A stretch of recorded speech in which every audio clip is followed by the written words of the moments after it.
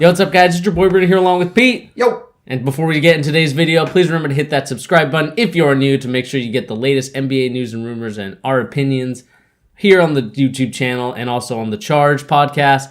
And today what we're going to be talking about is the Phoenix Suns and what we think they could do to become close to a playoff team or hopefully escape the lottery purgatory that it feels like they've been in since 2002. I mean, yeah. It's starting to feel that way. I think, well, we've talked about this recently. I actually think the Phoenix Suns have a pretty bright future coming up. Much brighter so than you think. But I think, like, one really good pick, right? If they get it right this draft, I think they're, like, 3 years away from being a solid team. I mean, you have Devin Booker, who I think is all but a superstar, right? He's like a year away. He might already be there, honestly, and he's only 20. Then you just have these other solid players. Like, I feel like Josh Jackson is only 22, and the second half of this season, he was really, really good. Like, last year, he would have been Rookie of the Year with the numbers he put up. Not that says much. I mean, it was Brogdon, but you know what I mean. Alex Len, I feel like you just get rid of him, right? He's only 23. Just get rid of him. Alfred Payton, they took a shot. But then you got like a guy like TJ Warren, who's still only 23. He's a really solid role player, too. Like, on a decent team. He'd be like a good fourth, fifth scoring option on a team. I mean, he probably has to be more since the money that you gave TJ Warren. Yeah. 50 mil guaranteed. You probably want a little bit more from him than just the role player. You do want more, but considering that this team has been terrible for 5 years now, like terrible, longer than that, I mean, I'm happy with whatever production you can get out of any of these guys, right? Dragan Bender, too, he's only 19. It feels like he got drafted a million years ago, though, even though it wasn't that long ago. But he is like a guy, like, I do still see some potential in Dragan Bender. Like, when he's on, he actually looks really good. He just needs to be more aggressive with the ball. What do you think about these guys?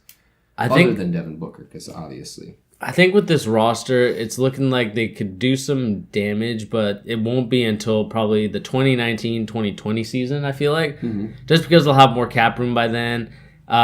Next year, the 2018-2019, they'll have $78 million, which the cap room is at $108. But this is going to probably be the year that you give Booker that extension.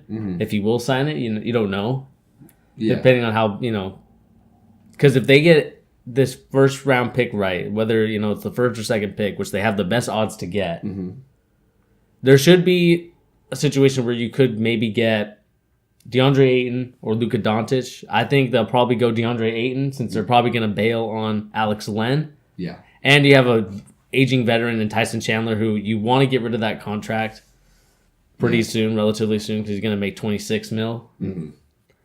I just think they're maybe 4 or 5 years away from really being a very competitive team. Obviously, they have some great players in Josh Jackson, who I still think needs a little more time to develop, but he's there. He's getting there.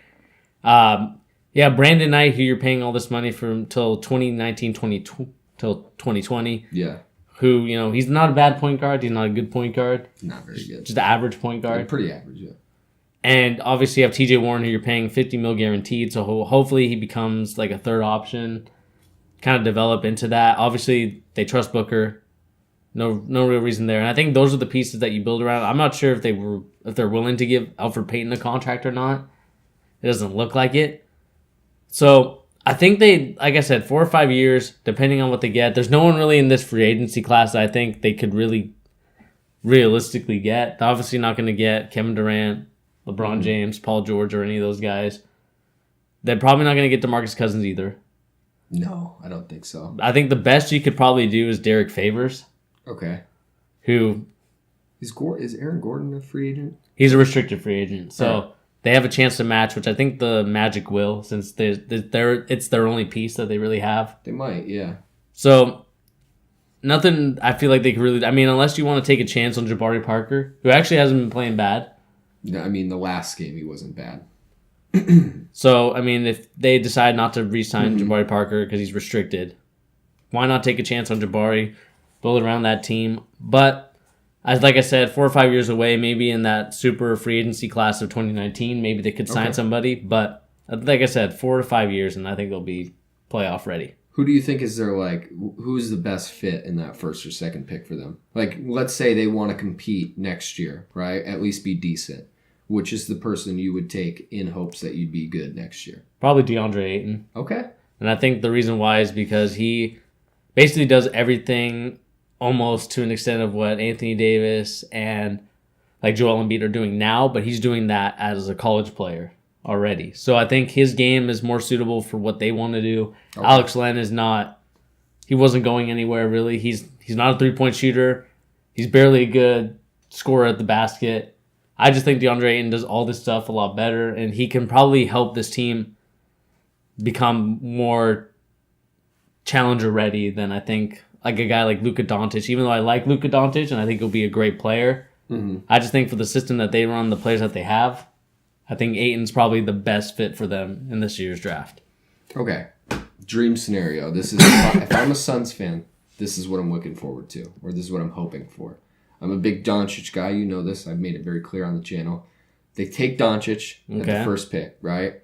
You let this guy, he's got incredible passing vision. You let him play the point forward. Devin Booker's your off-ball guard, kind of just spot-up shooter, does whatever he can to get open, shoot it, 10 3-pointers a game, right? James Harden style. Then you put some faith in Dragan Bender, right? Just let Alex Len go. Dragan Bender, give him some faith, and then you just surround Doncic and Devin Booker with these shooters, right? And then you kind of have this weird, like, semi-small ball, like 76er style lineup, right? Without, you don't have the Joel Embiid super freak athlete at the center. You have Dragan Bender.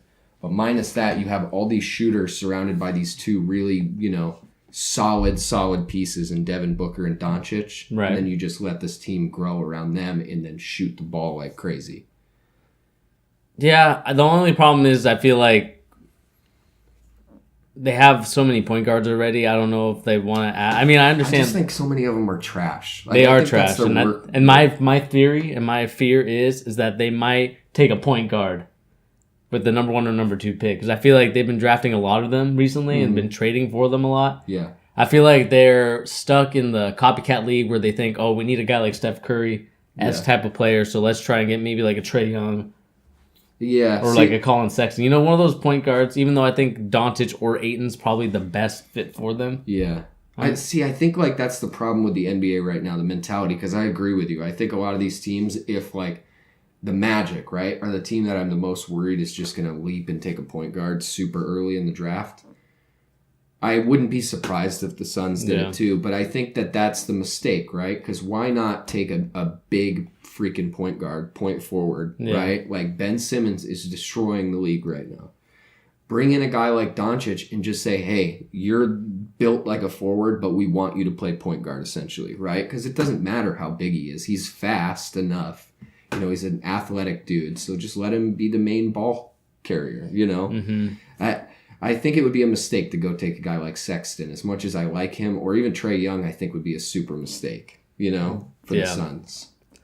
Yeah, I agree with you there. And maybe, hopefully, the trend of Ben Simmons might sway teams to look at Doncic or even just go 8 and say, like, look, we're going to go for the best available player. Obviously, Steph Curry's a point guard that gets hurt. Durability is an issue. I think you just take the guy out of Doncic and Ayton. Whoever is the most durable guy, I think that's who you take. And it looks like, we don't really know any injury history about them yet, but I'm sure that'll be revealed as the time goes on, as the draft is closer and closer to us. So I think, like I said, I probably would go Ayton just to, because obviously they want Booker to be the main guy and then have, Ayton be the number 2 guy. So I think that's probably where they're leaning towards, and I think that's really going to help them out. But I could see Doncic being like a very good power forward or point forward to kind of run the offense, but I don't know how much Booker would like to be the kind of almost like the second option because he doesn't have the ball in his hands as much. Yeah, and I mean you could definitely split it somewhat, right? And back to my dream scenario, I think you kind of hit it on the head with Jabari Parker because I would prefer to get Aaron Gordon personally because I do think he's a better defender more consistently than Jabari Parker. And I think he's probably a little bit more consistent from three-point land as far as this past season has been concerned.